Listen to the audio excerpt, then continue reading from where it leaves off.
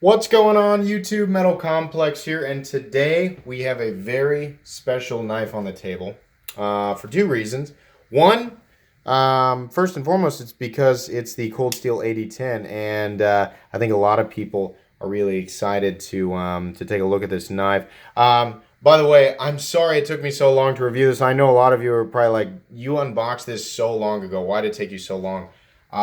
Lots of knives being sent by the manufacturer that are, I've got to review them and send them off to the next reviewer. Then also that gentleman who graciously provided me with another knife review, I wanted to make sure and get that knife back to him. So this one just kept getting pushed back for one reason or another. So I'm finally doing it today. I'm really excited about it.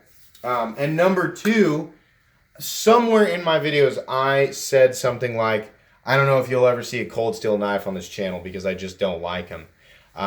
What I meant was that I don't like their marketing, and I think they just put a sour taste in my mouth because every time I review a knife where anyone at any time on any forum or any manufacturer claims that their knife is hard use, cold steel fans jump up in the air, raise their hands up, and they say the triad lock is the strongest lock. So, basically, I just got tired of hearing that, and I just didn't want to review one.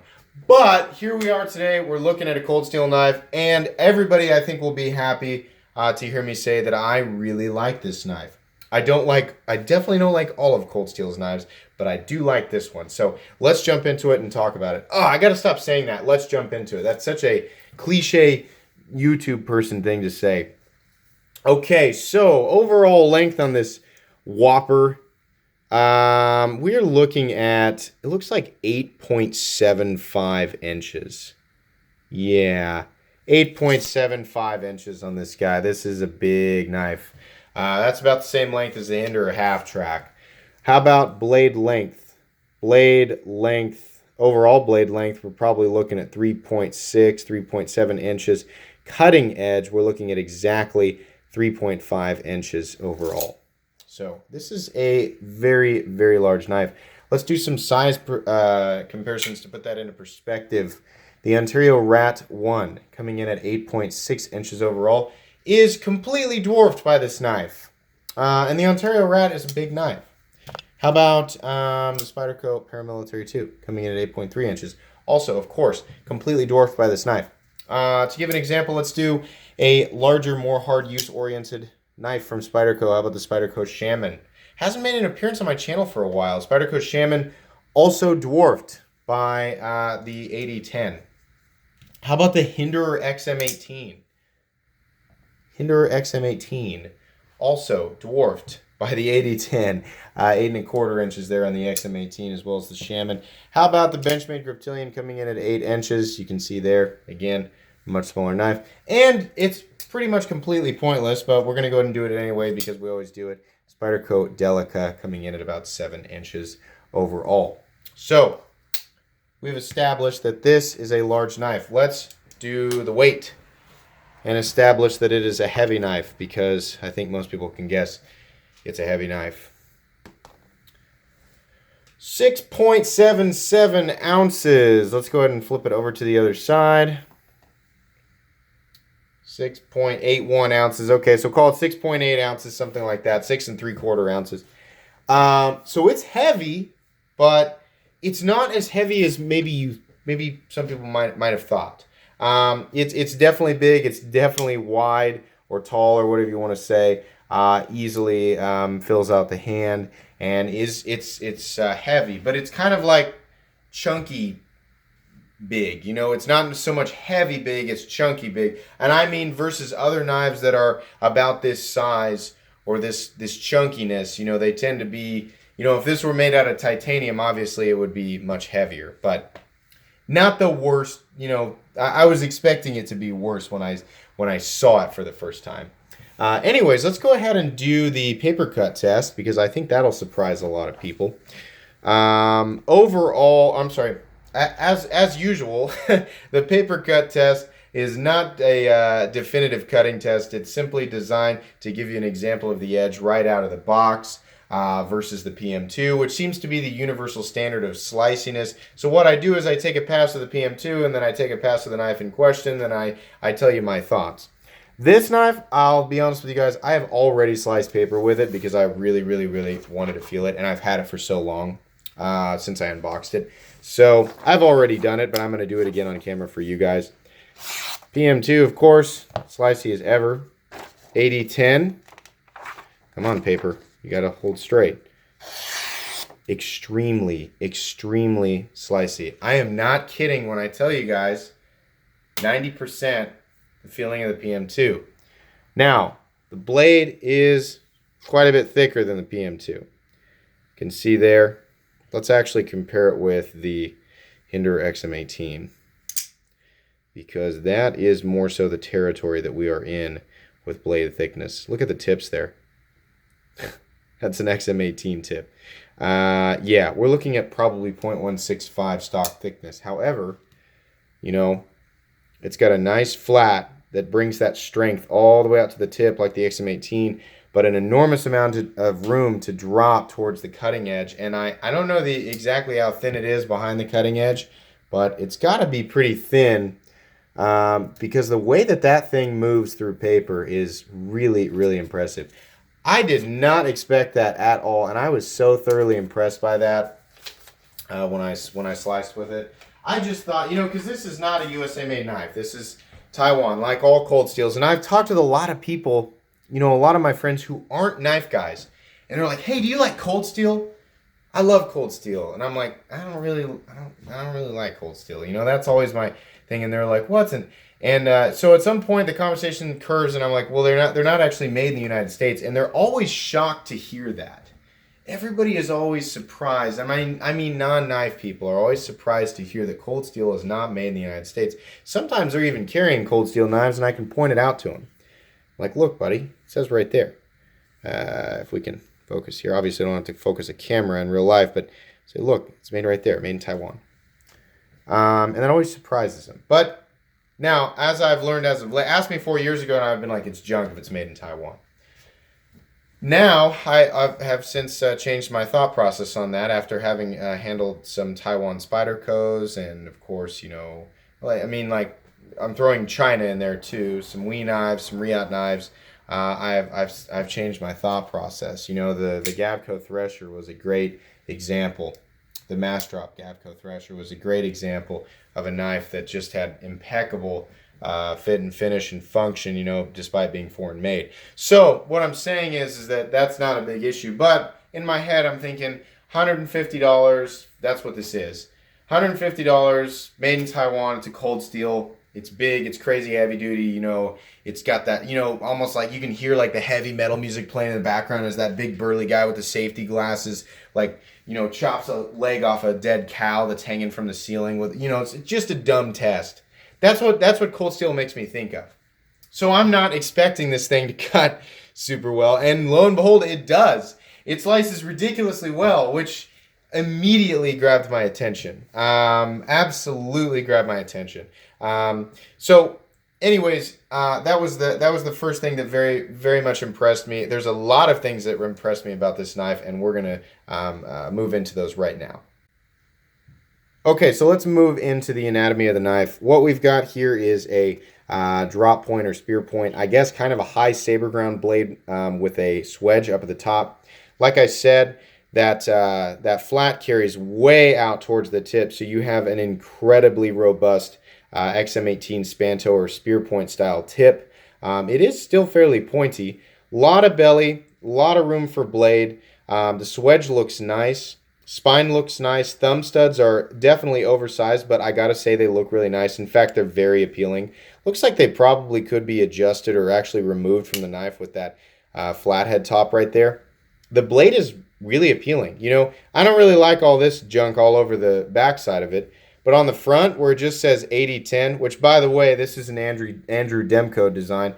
Correct me if I'm wrong, cold steel fans. Please correct me if I'm wrong. I want to be corrected. I think Andrew Demko invented the triad lock. If I'm wrong, I'm sure there'll be a firestorm in the comments section, but just understand, like, I want to be corrected. I don't want to, you know, move on in my life not knowing that. I'd like to know who invented the triad lock. I think it was Andrew Demko. Now, this AD-10, and there's of course the AD-15, which I really don't have any interest in, so you probably won't see it on this channel unless it's provided for free. But the AD-10, of course, is based on his custom, and then the AD-15, of course, is also based on his custom. You can watch a video of him online where he goes over this production version through Cold Steel and talks about his collaboration, and he says, you know, this production version is virtually indistinguishable from my custom. And I have to imagine his custom is $800, $1,000, I don't know, just assuming. And obviously you get some more premium touches with a custom. You get more attention to detail, you know, there's more handwork that goes into it. But I'll tell you what, I've seen the custom, and for $150 after handling this one and kind of playing with it and cutting paper with it and just opening and closing it, I am thoroughly impressed, and I have zero desire to go purchase the custom from him.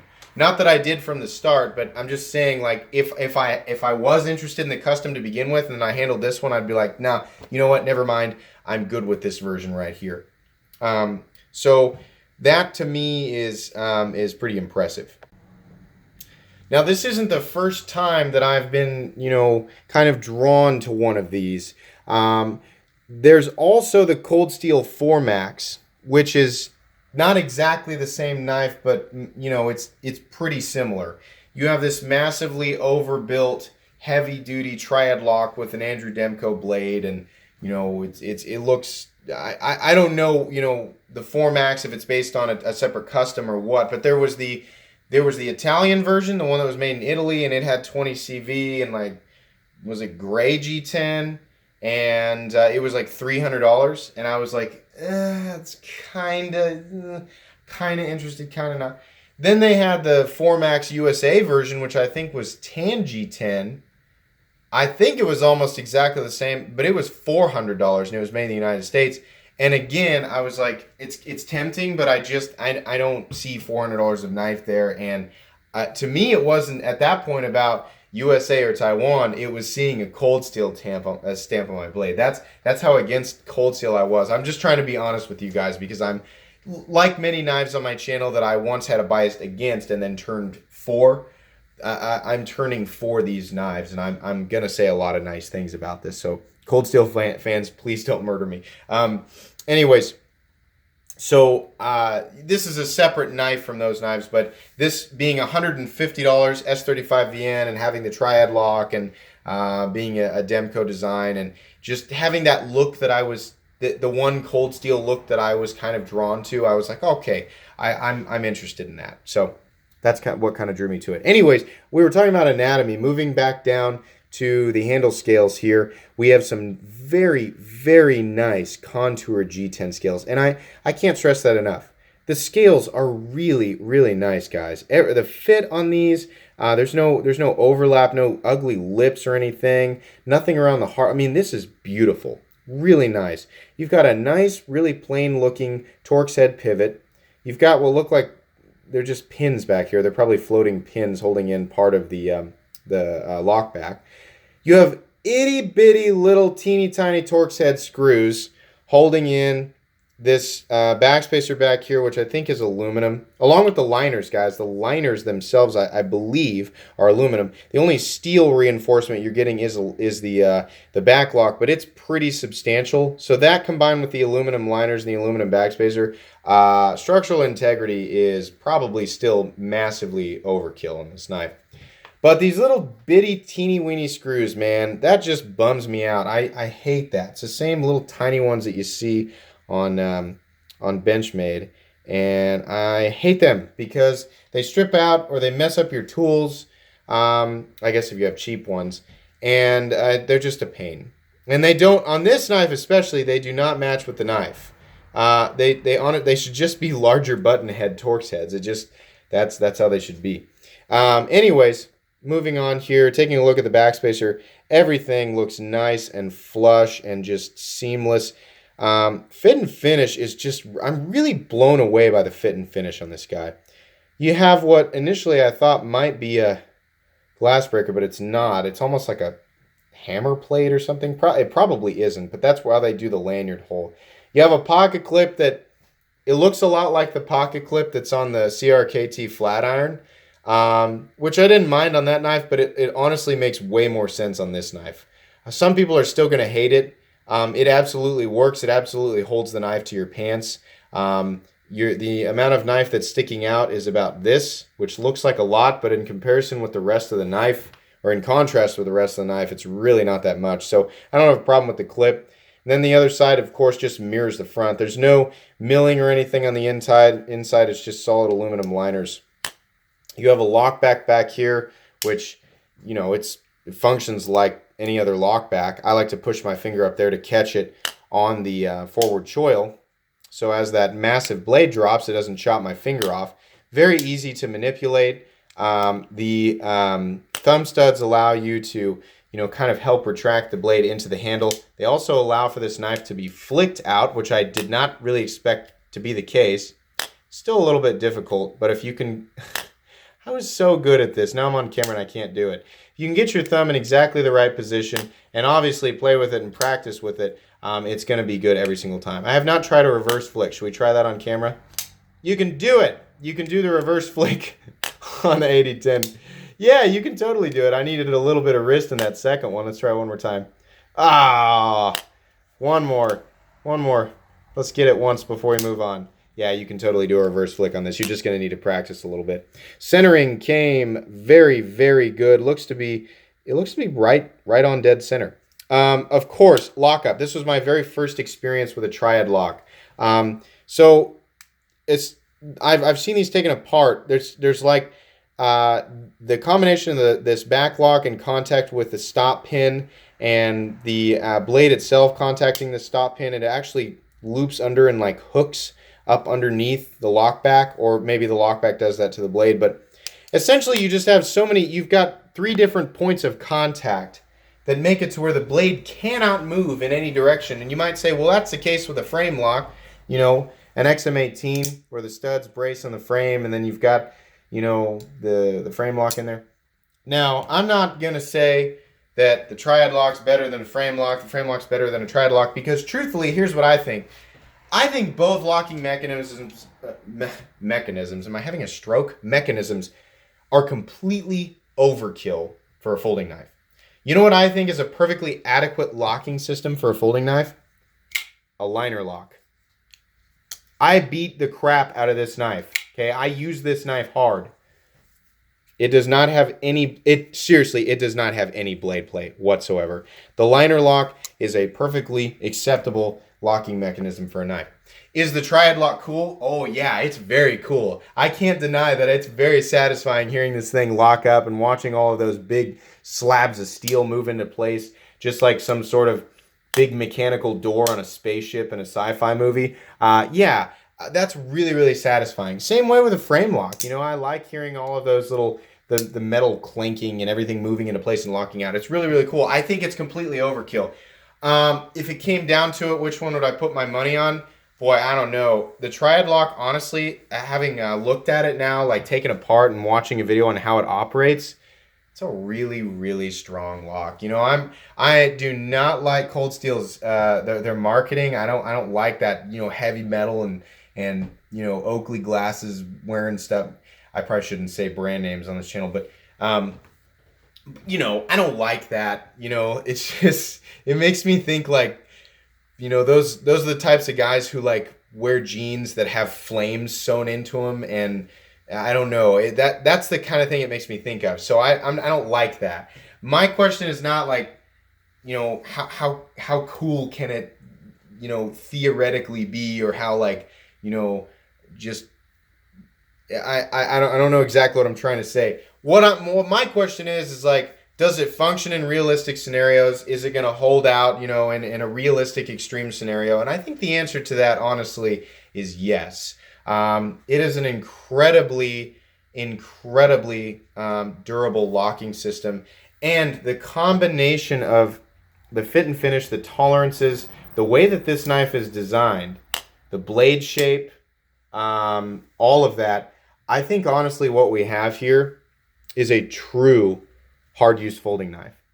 I throw the XM18 in that category. I throw the large Nkosi in that category. But there are a lot of knives that claim to be hard use, and I think they're just built thick or built in a way that would lead people to assume that that's the case. But I think few will actually stand up to that test. But what we have here is a knife that will do that. And let me add in, most knives that I have given that title to in my head are above $400. And it mainly comes down to surface contact, fit and finish, and tolerances. And, of course, and materials that leads me to trust a knife like that. But they have, for the most part, been frame locks up to this point. What we have here is a $150 triad lock that I can honestly say, if crap hit the fan and I only had one knife with me to do everything forever, this would make me feel pretty good.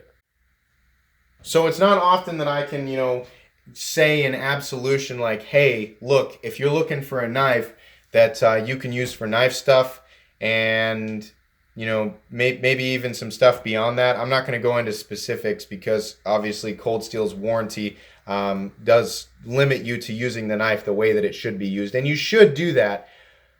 But man, end of the world scenario, like I said, if all I had was this, I would feel pretty good about that. I think I can confidently say that this is an extremely hard use knife. Just about any task you could imagine that would reasonably be done with a folding knife could probably be done with this knife. This is one of the toughest knives I've ever seen, coming right up to the line where you're questioning, should I be using a fixed blade for this task? Where the line was before, the AD-10 stepped over it for me. The limitation of a folding knife, I think, was stepped over by the AD-10. I do not want to go into specifics again because I think everybody should use folding knives the way that they should be intended, but holy cow, is this thing hard use oriented. I think Andrew Demko knows what he's doing. The biggest drawback to this knife is simply how tall it is.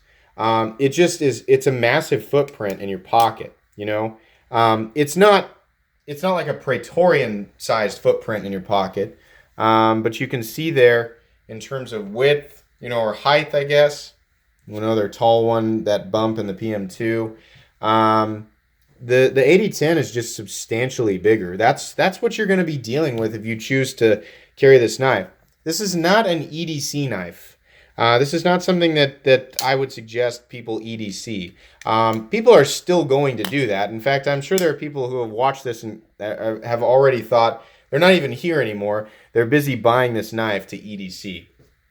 And that's fine if you want to do that. I would say this is an outdoor work knife. This is a knife that you take when you are going to be outside and you are going to be doing some serious work and you need a dependable cutting tool. This is CBM S35VN.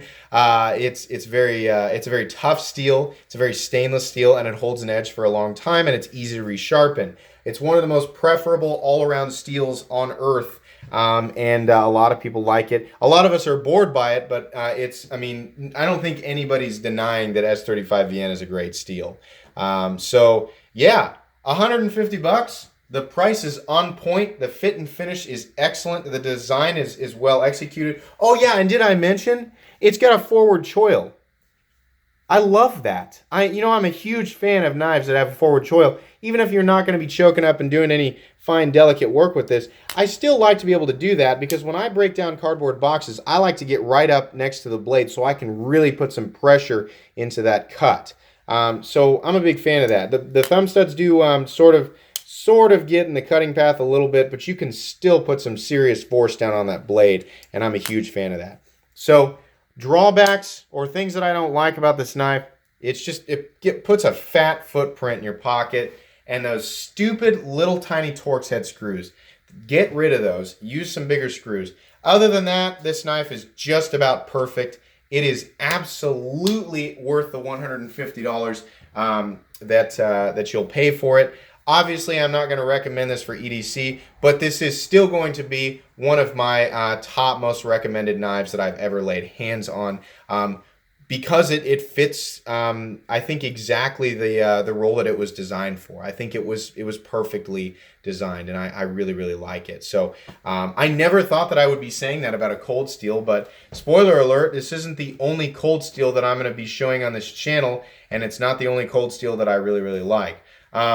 I will say, though, after I do this one and the next one, there's nothing else really that Cold Steel is making at the moment that I really, really like. So maybe they'll tempt me in the future. But as for now, really, really enjoy the AD-10 and the one coming up. So anyways, guys, that's going to be pretty much it for today. I think that's all I can say about the AD-10. Definitely check this knife out. If you were thinking about it, I can help out by saying you will not be disappointed with this knife.